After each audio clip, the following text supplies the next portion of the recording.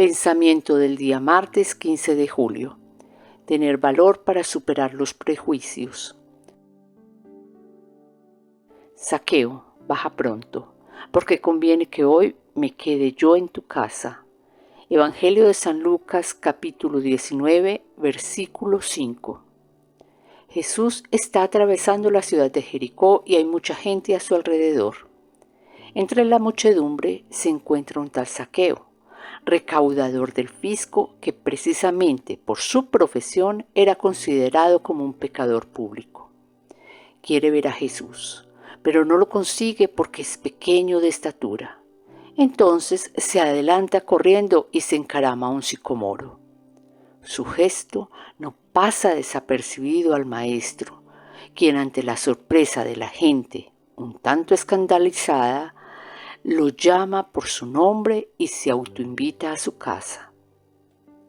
Lo primero que salta a la vista después de esta escena es el amor de Jesús por aquellos que parecen más alejados de Dios.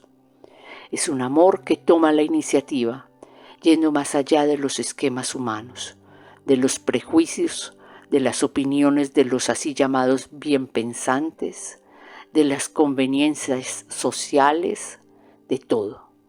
Es un amor que no juzga. ¿Cómo vivir entonces esta palabra? Jesús también nos dice a nosotros, baja pronto, es decir, deja tu aislamiento, tus miedos y tus prejuicios, tu querer replegarte sobre el pasado, tus temores de no lograrlo y vete al encuentro de Jesús. Acoge a Jesús en la casa de tu alma, volviendo a empezar de nuevo.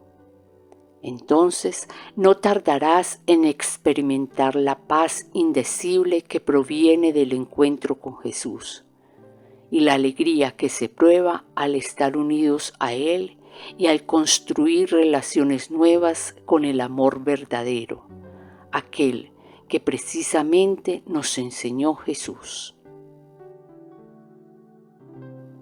Chiara Lubich, fragmentos del comentario a la palabra de vida de noviembre de 1989.